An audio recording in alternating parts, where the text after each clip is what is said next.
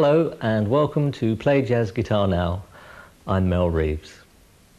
Now, just as rock guitar can include many different types of performer, from Duane Eddy to Joe Satriani or from Frank Zappa to Mark Knopfler, so jazz guitar can include the sounds of Joe Pass, Jim Hall and Wes Montgomery on the one hand, and Pat Metheny, Larry Carlton and Scott Henderson on the other. There's trad jazz, mainstream, bebop, hard bop, modal jazz, atmospheric jazz and freeform, or to give it its more appropriate name, no form at all. And that's without mentioning the various types of fusion where jazz meets rock, reggae, dance and even country. The playwright Alan Plater once wrote that there are only three types of jazz: trad jazz, mainstream and when does the tune start. In this program we'll be looking mostly at the sounds associated with players like Joe Pass, Jimmy Rainey and Wes Montgomery, but we will take in the sounds of Miles Davis modal jazz and the sounds associated with some of today's fusion players. Essentially, we'll be learning how to create tension in music and how to release it using chords, scales and arpeggios. And as you will see, we'll achieve this without having to learn hundreds of chords and dozens of scales. We're going to think simple, but we'll be creating some very sophisticated sounds. So, let's tune up and get started.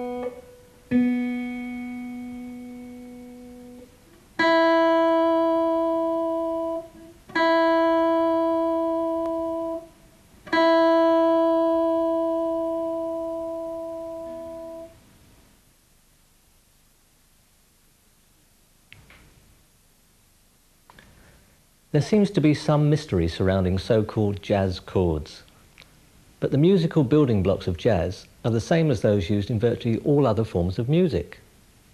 There are major sounds, minor sounds, and seventh or dominant type sounds.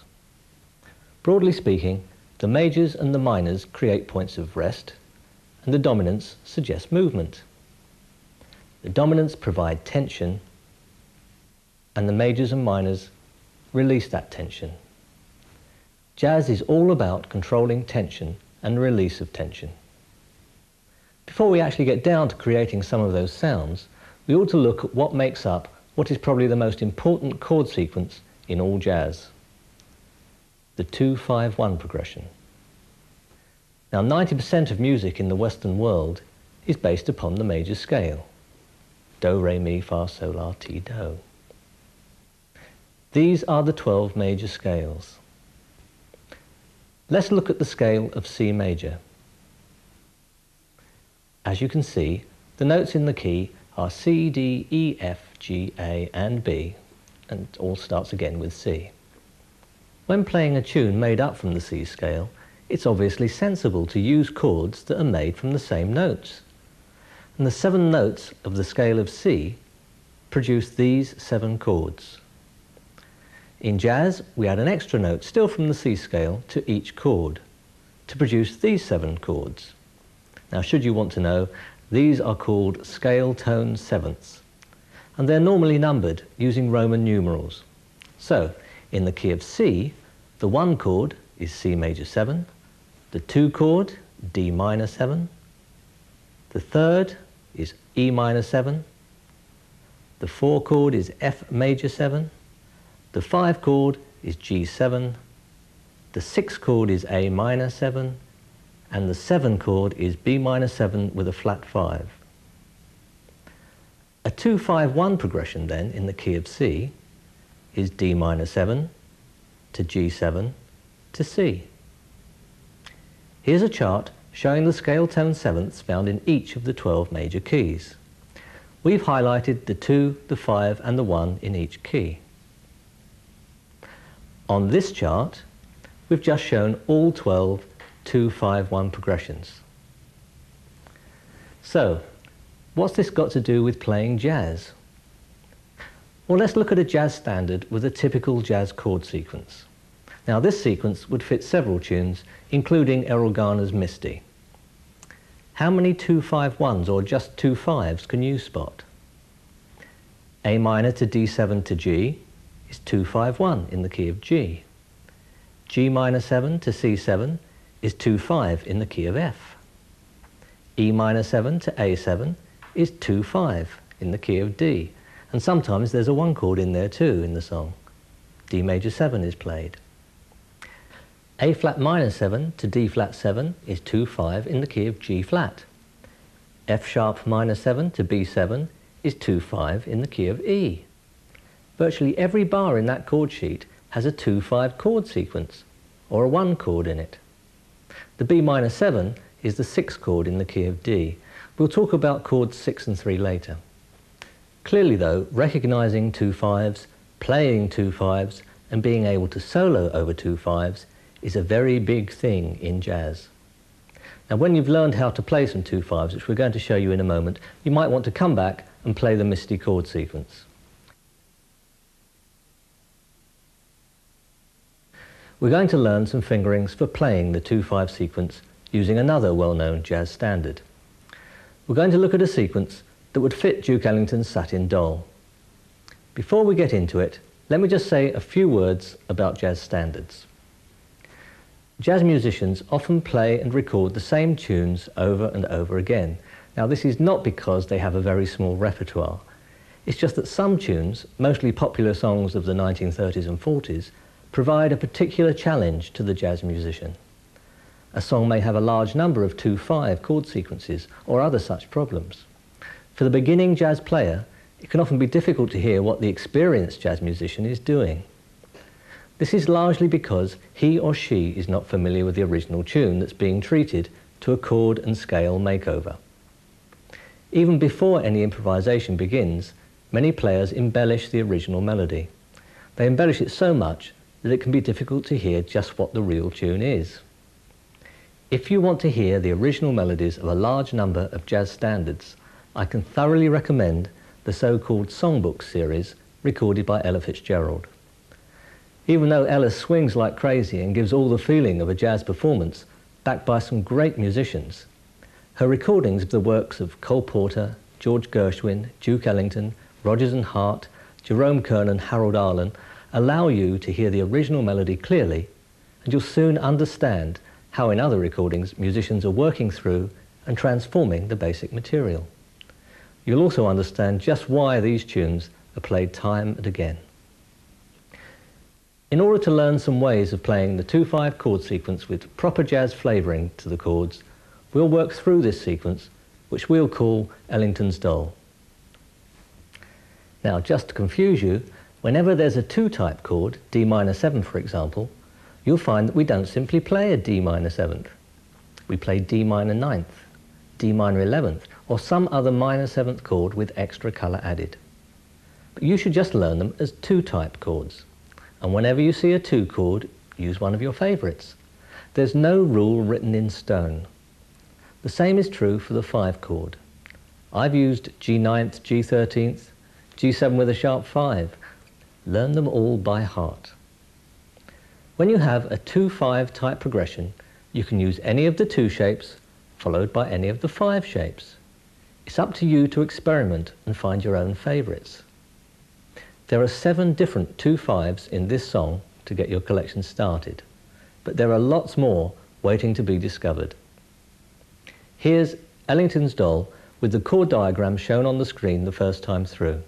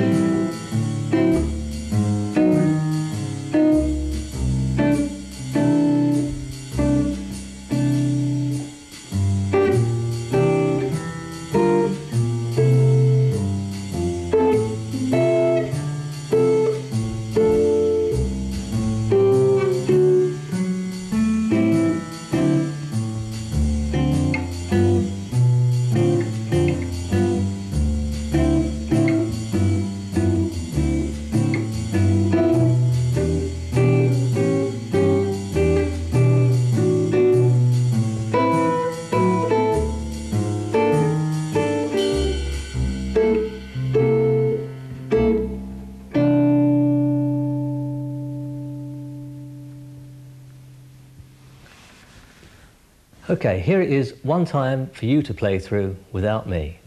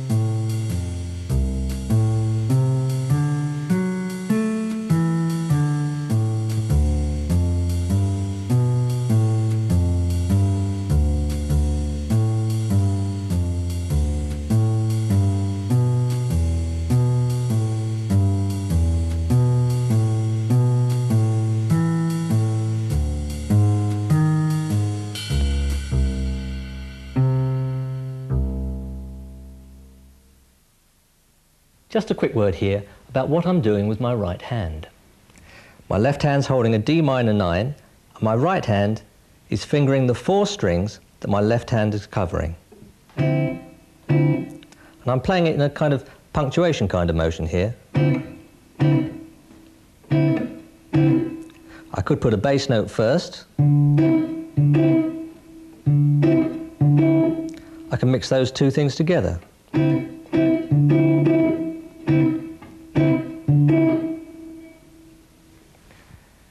If you're a pick player, then you're going to want to strum. You could use pick and fingers, of course, which I always think of as just the same thing as fingerstyle. But if you are going to strum, there is a jazz strumming style very strongly associated with Freddie Green. And to do this, you do this. You strum the strings and stop pressing.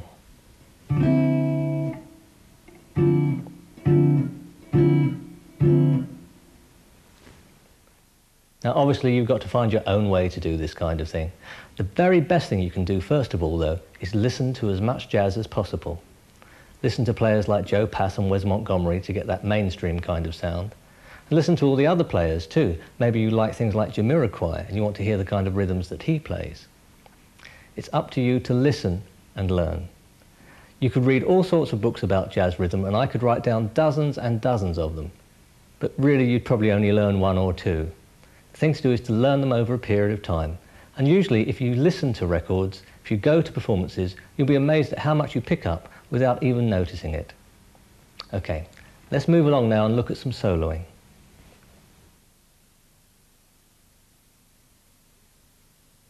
The chord sequence you just learned in Ellington's Dole contains 2 5s from several different keys. D minor G7 is from the key of C, E minor A7 is from the key of D. In fact, there are 2 5s from the keys of C, D, G, A flat and F. That's 5 different keys. Now this means that no one scale is going to fit over the top. So the very first thing that we must do in order to be able to solo over songs that pass through several different keys is learn a system of major scales that will enable us to change key rapidly as the chords sail by. In the case of Ellington's Dole, we must be able to change from C to D to G to A flat and so on. Now you may already know some ways of playing major scales. If you're a rock player, you probably know some 3-note per string scales and even know some modes. Now you're welcome to continue using those, but I'm going to show you a system of playing major scales that will enable you to play in 5 different keys at any one fret. It's called the caged system. There are 5 shapes to learn. Shape number 1 is based around this chord shape. So that wherever you find this chord, you find this scale.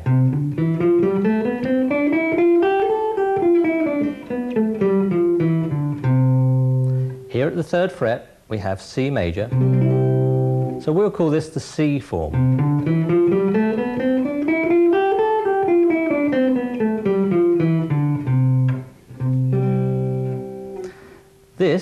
the A form. You might not be too familiar with this shape as a bar chord. This is the scale.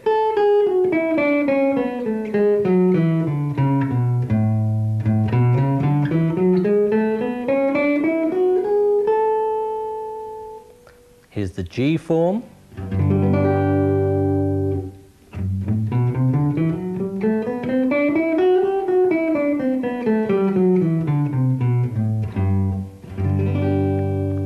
The E form is based around this E shape. It's a bit like a D, ordinary boring D chord played at the 2nd fret, but moved up now to be an E.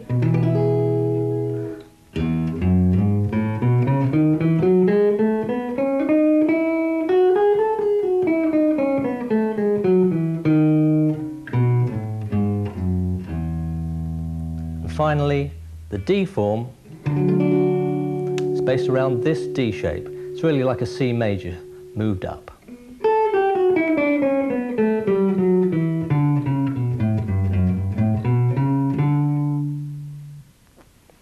Take your time to learn the 5 different scale forms exactly where I've shown them.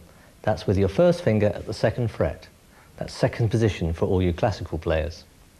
Remember to say the name of both the chord and the scale as you play them. Okay, the guys are going to play our Ellington's Doll sequence now, and I'll just run up and down the scales using our cage system to play the scales of C, D, G, G flat and F. Before I do, don't think that I expect you to be able to do this in 5 minutes.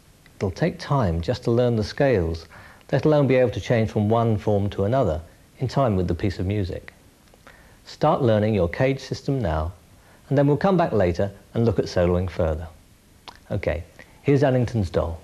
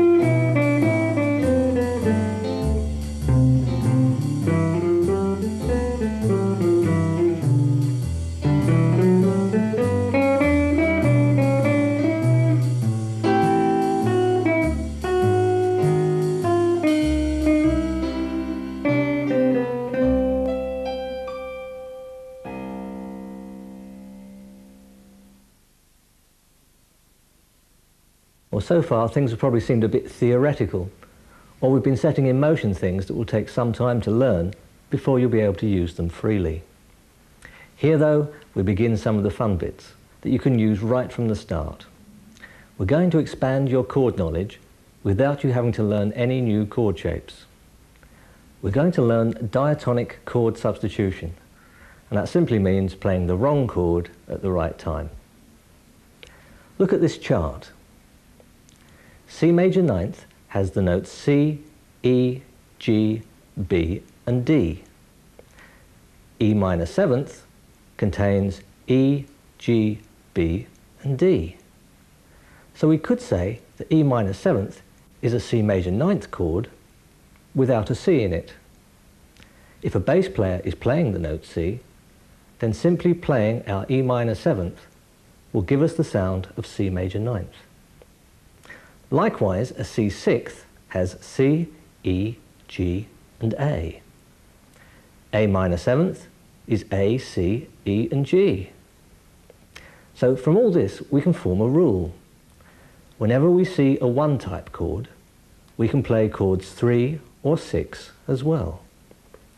C major, E minor seventh and A minor seventh are interchangeable. Listen to this.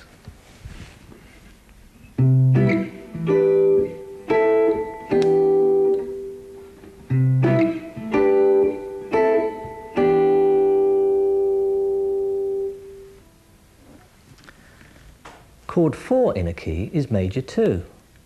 In the key of C, the 4 chord is F major. So, for the 4 chord, we simply pretend that it's a 1. F is the 1 chord in the key of F, and we can use chords 3 and 6 from the key of F as substitutes for F. So for F major 7, we now play A minor 7 and D minor 7. In fact, any A minor or D minor type chord. So we have one rule to learn for all major type chords. 1 equals 3 equals 6. Stop the tape now and try it for yourself. We can use a similar rule for the remaining chords in the key. Chord 2 equals chord 5 equals chord 7. Now in the key of C, that will mean that D minor 7 equals G7 equals B minor 7 flat 5. And using those two simple rules, a boring chord sequence like this one can have much more movement and interest for the listener and the player. I'll play it for you.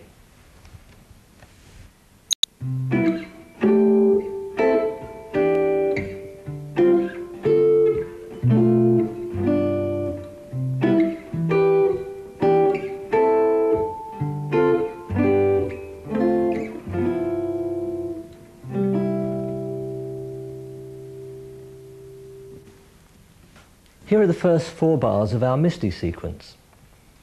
Here's one way of playing it.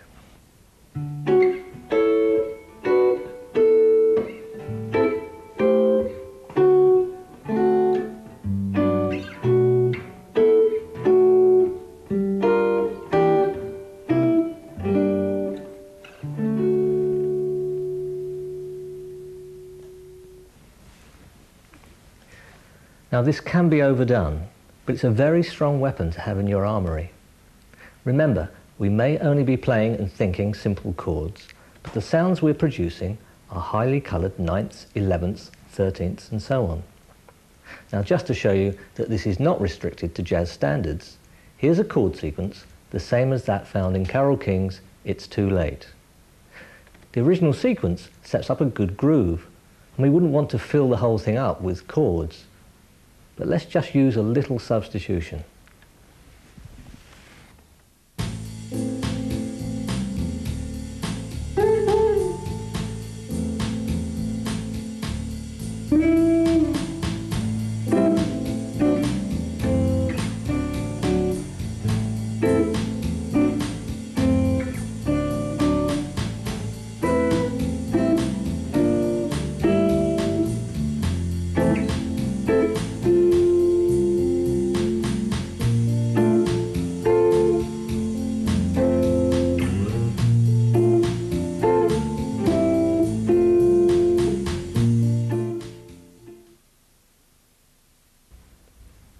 Now it would be a good idea at this point to find a song of your choice that doesn't have too many chord changes.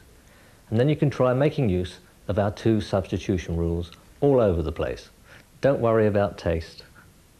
Now you'll find that this works better in some songs than in others.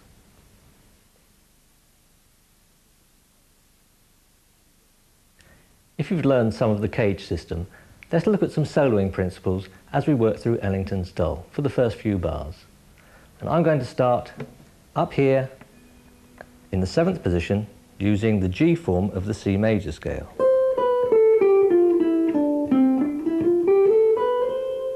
Don't worry about which order I play the notes in when we start improvising. When we change to the D major scale, I'll use the A form of the D major.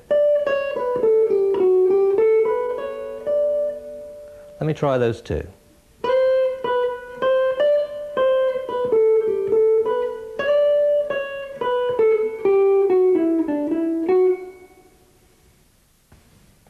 Now before I move on and look at the next scale we're going to use, let's just look at how I'm playing those notes, what rhythms I'm using. So, starting with the C form again.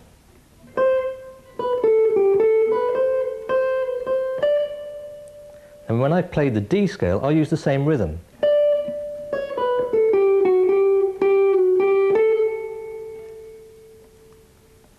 You should be able to know what you've just played and copy yourself. Not necessarily exactly the same notes in exactly the same order when you're changing scales, but keep the rhythms. It'll make it sound like you know what you're doing. And you will be knowing what you're doing. Okay, let's move on to our next scale now. And this is going to be the D form of the G scale at the 7th fret.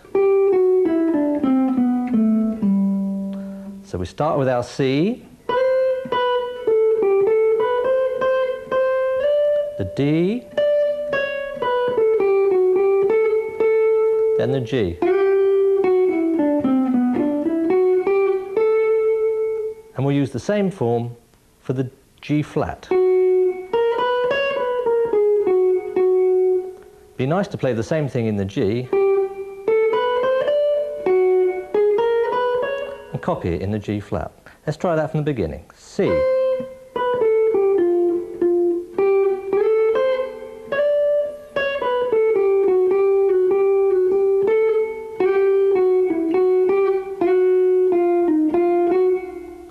Then we end up back at C. But let's move, since we've already moved position, down here.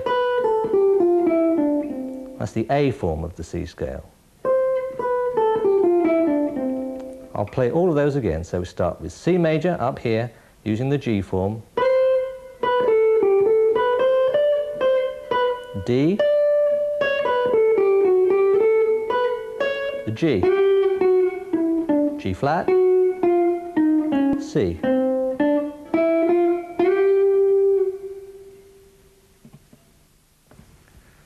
It'll take some time before you can change from one scale to the next and think about which notes you're going to play. But remember that rhythm is really important in jazz, probably more so than the choice of notes that you use. If you stick to the cage system, you'll always be playing the right notes. But it's what you do with those notes that's important. Fast notes, slow notes, copying yourself as you go, so that it's like a proper composition. If you listen to any tune, you get phrases, and then a phrase is repeated. And then you might get a holiday from the phrase, and then the phrase is repeated or just turned about a little towards the end. It's the same with a jazz solo.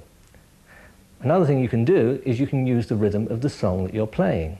So if you sing the song in your head as you play, don't play the notes of the tune, play the notes of the scales that go over the tune, but use the rhythm of the song.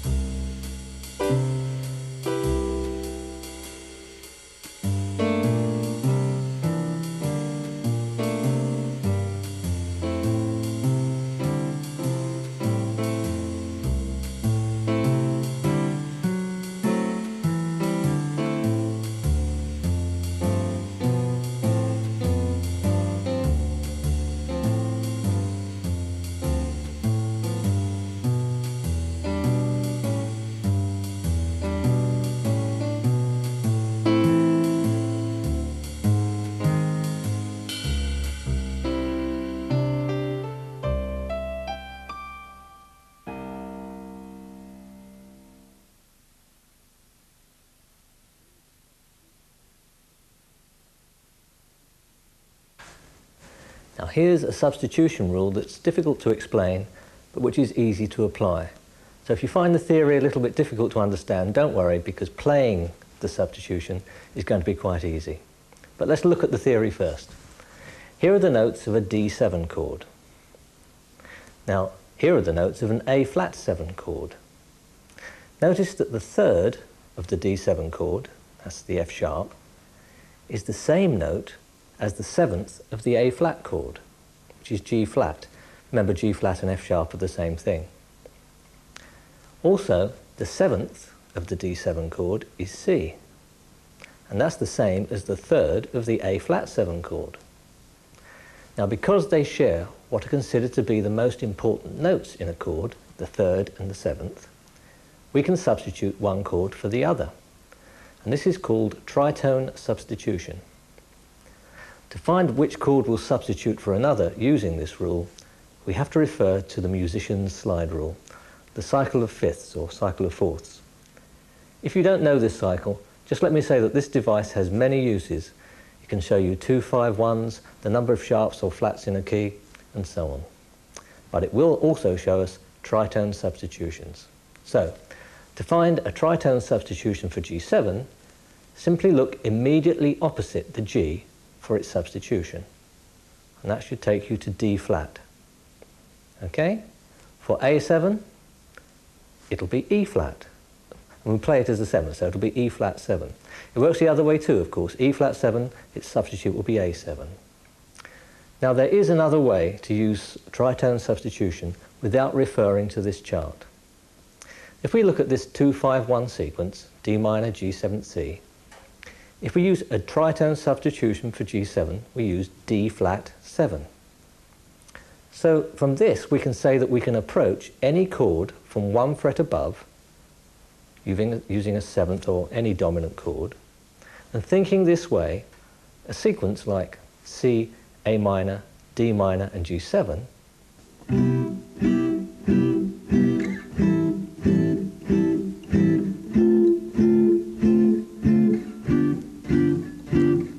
becomes this.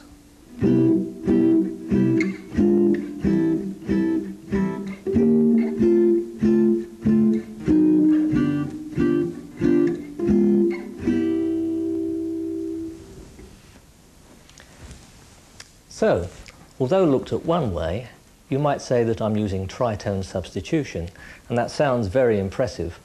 What I'm really doing is approaching any given chord from 1 fret above using a dominant chord, 11th, 9th, 13th, so on. It becomes quite easy to do, but sounds quite complex. I prefer to call it semitone approach. Incidentally, if you're a fingerstyle player, you can bring out the bases of the tritone substitutions, and then it'll sound like this.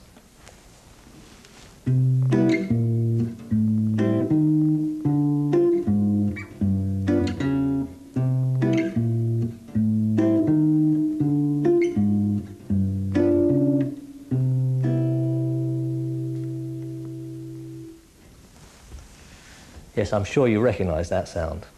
Okay, practice your tritone substitution for yourself.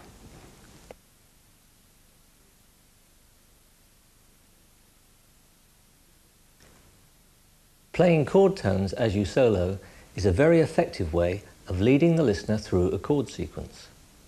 Don't panic. You don't have to learn the names of all the notes in all the chords in all the gin joints in all the towns of the world. Nor do you have to learn a whole bunch of new arpeggio shapes. You already know enough to add chord tones to your solos. So let's suppose I'm soloing over this D major 7 chord, and I'm using the C major form of the D scale. As I solo, I can see this shape. I don't have to put my fingers down in the shape. I can just play those notes as I play through my scale.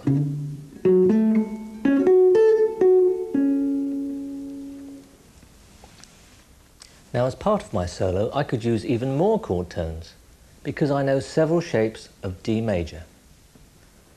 Not special jazz shapes,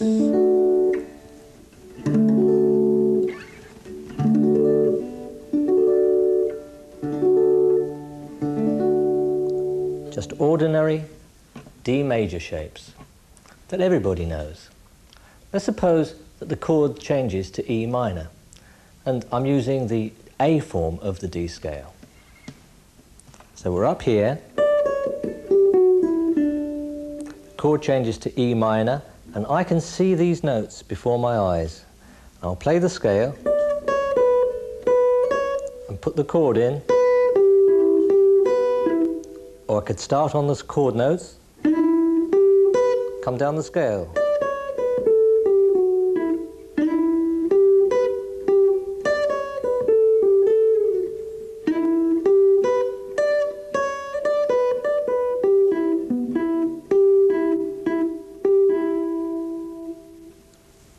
Now obviously it takes a little practice to be able to switch from scale tones to chord tones and back to scale tones again.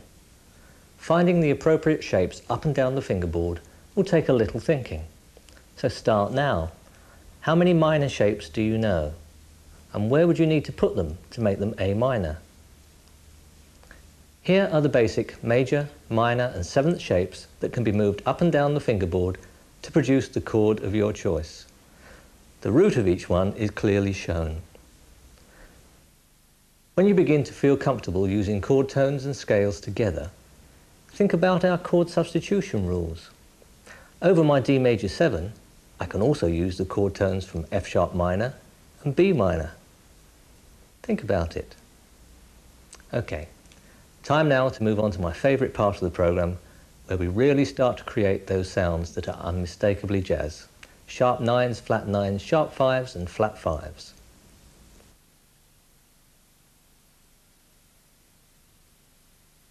Well, up to now we've been making some rather sweet and nice chord sounds, but none of those lovely crunchy sounds with a bit of dissonance that people imagine when they think of jazz. Well, here they come. The 5 chord, we said, is called the dominant. Essentially there are two types of dominant chord. One that goes where, in theory, it should go. That's chord 5 going to chord 1. G7 to C, E7 to A, F7 to B flat, so on. A dominant that actually goes to 1 is called a functioning dominant. A 5 chord that does not go to 1 is called a non-functioning dominant. Now, any dominant chord that goes to 1, a functioning dominant, can be made as tense as we like, because it's going to have that tension resolved by the 1 chord that follows it. G7, G9 and G13 only contain notes from the C scale, and they're not very tense. To make a dominant chord tense, we add notes that do not belong to the key we're playing in. G7 becomes G7 flat 5, that's got a D flat in it. It can be G7 sharp 5 with a D sharp in it. G7 flat 9, G7 sharp 9, any mixtures of sharp 9s and flat 5s can be used. For simplicity, most players use one name for them all, G7 altered. In a non-functioning situation, where chord 5 is not going to chord 1, then we only use the notes from the key we are in, giving us the dominants we've already learned in this program. That's 9ths, 11ths, 13ths. In a 2-5-1, the dominant is going home. It's a functioning dominant. Here then are some 2-5-1 sequences with altered dominants for you to learn.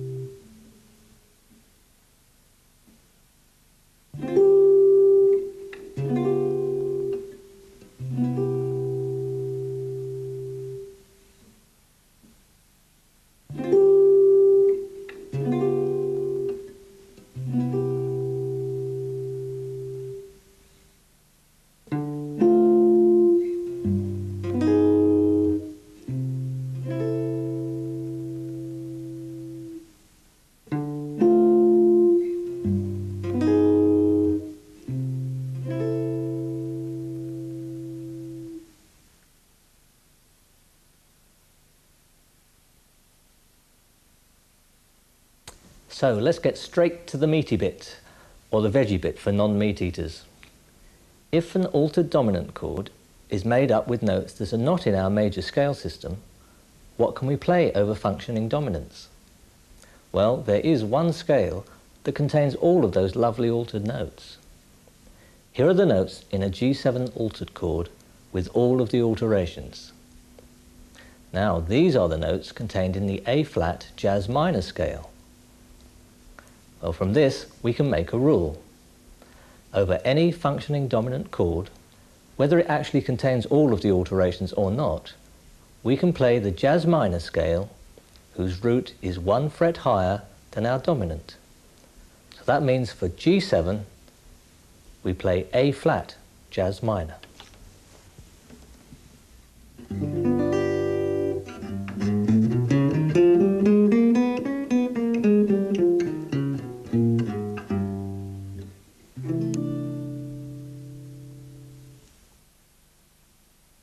So for C7, what would we play? Yeah, D-flat or C-sharp jazz minor. Here are some examples to give you the basic idea. Now you can either learn these phrases or start to make up some of your own.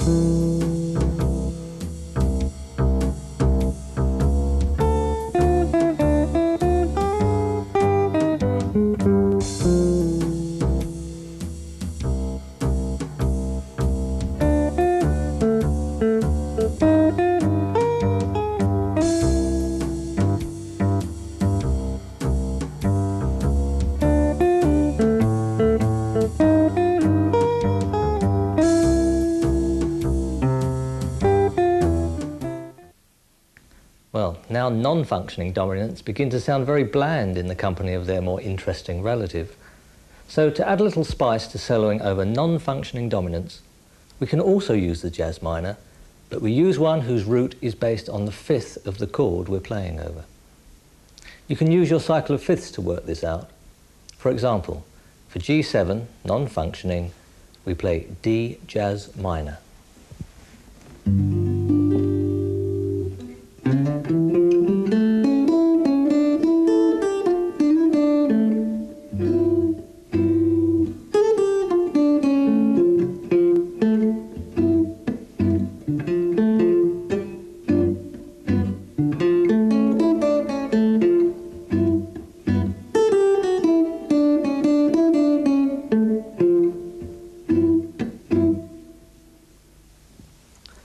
Clearly, knowing how to play the jazz minor scale is a very important thing.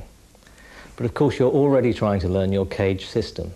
So rather than learn lots and lots of different ways of playing the jazz minor, I recommend that you learn just one who has a root on the 6th string and one which has a root on the 5th string. And then you should be able to find any jazz minor that you want pretty much within reach of a short stretch up or down fingerboard.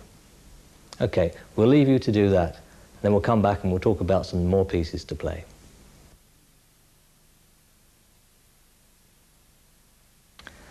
Well, we've covered a lot of ground in a short space of time.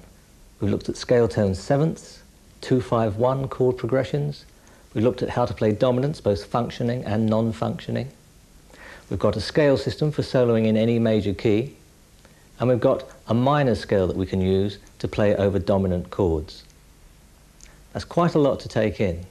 What you need to do now is just learn one or two bits of scale, chord, arpeggio, whatever, and make use of them. Don't try and learn everything at once, because the faster you force it into your brain, the sooner it will drop out. Playing these things has to become automatic, so that you can begin to feel things as you play and express what you're feeling. So that sounds a bit highfalutin, I know. Anyway, what we're going to do now is we have 3 tunes for you to play just with our band. When Charlie Parker was a young musician, he went on stage, it's rumoured, and was laughed off by the other musicians. He was so incensed at this, instead of giving up the saxophone altogether, he went away and he practiced. And he learned how to play I Got Rhythm, which was a very, very common tune then, and the sequence was used for lots of other songs. He learned how to play it in all 12 keys, and he made sure that he could solo over it in each key and not repeat himself. And he did the same with the 12-bar blues. So we've got I've Got Rhythm and a 12-bar blues for you to solo over coming up. On the screen you'll see chord shapes and you'll see scales that we're suggesting that you should use for soloing. And just for completeness, we've got a modal tune for you to try. Now, as you've probably gathered, I'm not a modal player, or at least I'm not a modal thinker. I think it's a cumbersome way of thinking. But we do have a tune that has just 2 chords in it, D minor and E flat minor. And since there isn't one single key that contains both of those chords, then you can't say that it's in the key of this or the key of that. So the way to look at it is to say, well, in which key can I find D minor? And you find you have 3 choices. For the E flat minor, you also have 3 choices. And it's up to you which one you use. So for the D minor, you could say D minor is the 2nd chord in the key of C, so I'll play the C scale. You could say that it's the 3rd chord in the key of B flat, so you play the B flat scale. Or it's the 6th chord in the key of F, so you play the F scale. Now essentially what you'll be doing is playing modes. You'll be playing D Dorian, D Phrygian, and you'll also be playing D Aeolian. But you don't need to think that. You just need to know which key D minor is included in and play the appropriate scale. Anyway, we'll leave you to play that by yourself. You can stretch out a little bit on something that's only got 1 chord in it, so you can experiment with some of our chord substitutions. What would substitute for D minor? Yes, there's a thought. If it's in the key of F, what chords would substitute for D minor? Well, F would for a start. I'll leave you to work on that one. Go back and have a look at our substitution rules, and you'll soon find a wonderful list of chords that you can play instead of any other chord. Here are our tunes then, and I hope you enjoy them.